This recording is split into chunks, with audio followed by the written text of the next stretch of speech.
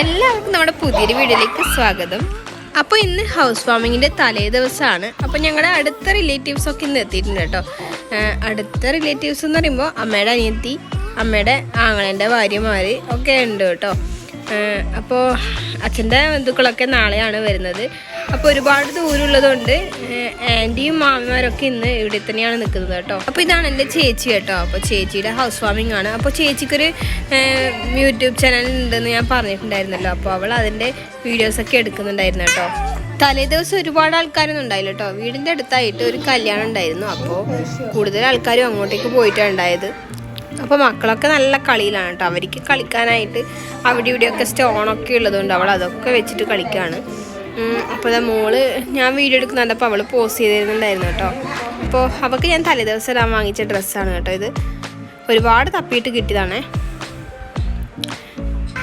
അപ്പോൾ അതൊക്കെ കഴിഞ്ഞ് ഞങ്ങൾ കുറച്ച് ഫോട്ടോസും കാര്യങ്ങളൊക്കെ എടുത്ത് അപ്പോൾ അതാ ചേച്ചി സൈഡിലോട്ട് പോകുന്നുണ്ട്. അപ്പോൾ അവളും കൂടി എൻ്റെ വീഡിയോയിൽ പോസ്റ്റ് ചെയ്തിട്ടുണ്ട് കേട്ടോ.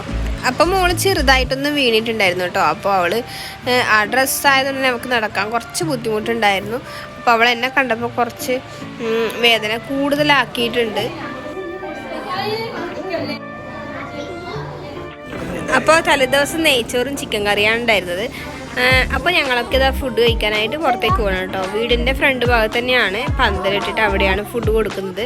അപ്പോൾ അയൽവാസികൾ, അതായത് നെയ്ബേഴ്സ് കുറച്ച് ആൾക്കാർ മാത്രമേ ഉണ്ടായുള്ളൂ കേട്ടോ. അപ്പോൾ വീടിൻ്റെ മുറ്റത്ത് പരിപാടികളൊന്നും വെച്ചില്ല കേട്ടോ. അത്യാവശ്യം ചെയർ മാത്രമേ ഇട്ടിട്ടുള്ളൂ ആൾക്കാർക്ക് ഇരിക്കാനുള്ളത്. ബാക്കിയൊക്കെ ഉണ്ടായിരുന്നത് വീടിൻ്റെ ഫ്രണ്ട് ഭാഗത്ത് പന്തലിട്ടിട്ടുണ്ടെന്ന് പറഞ്ഞല്ലോ, അവിടെയാണ് ഉണ്ടായിരുന്നത് കേട്ടോ.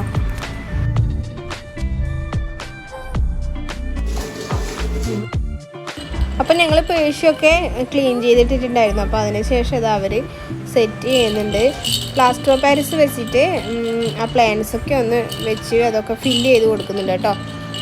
അപ്പോൾ പിന്നെ എല്ലാം കുറച്ചുകൂടി ക്ലീൻ ചെയ്യാനും സെറ്റ് ചെയ്യാനൊക്കെ ഉണ്ടായിരുന്നു. അതൊക്കെ നമ്മൾ തലേ ദിവസം ലേറ്റായിട്ടാണ് ചെയ്തത്.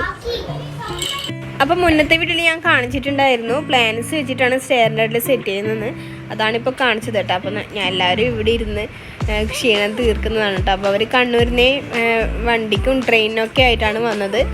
അപ്പോൾ പിന്നെ രാത്രി മക്കൾക്ക് കളിക്കാനായിട്ട് അവരെ എൻജോയ്മെൻറ്റിനായിട്ട് കുറച്ച് പാട്ടൊക്കെ വെച്ച് അവർക്ക് സെറ്റ് ചെയ്ത് കൊടുത്തിട്ടുണ്ട്. കുറച്ച് ഭാഗങ്ങൾ മാത്രമേ വീഡിയോസിൽ ഉൾപ്പെടുത്താൻ പറ്റിയിട്ടുള്ളൂ കേട്ടോ. അപ്പോൾ അന്ന് തിരക്കായതുകൊണ്ട് പിന്നെ വീഡിയോസൊന്നും എടുക്കാൻ പറ്റിയിട്ടുണ്ടായിരുന്നില്ല. അപ്പോൾ ഇന്നത്തെ വീഡിയോ ഇത്രയുള്ള. വീഡിയോ ഇഷ്ടപ്പെട്ടാൽ സപ്പോർട്ട് ചെയ്യാൻ മറക്കണ്ട. ലൈക്ക് ചെയ്യുക, കമൻറ്റ് ചെയ്യുക, സബ്സ്ക്രൈബ് ചെയ്യുക, ഷെയർ ചെയ്യുക. അപ്പോൾ ടാറ്റാ ബൈ, സീ യു.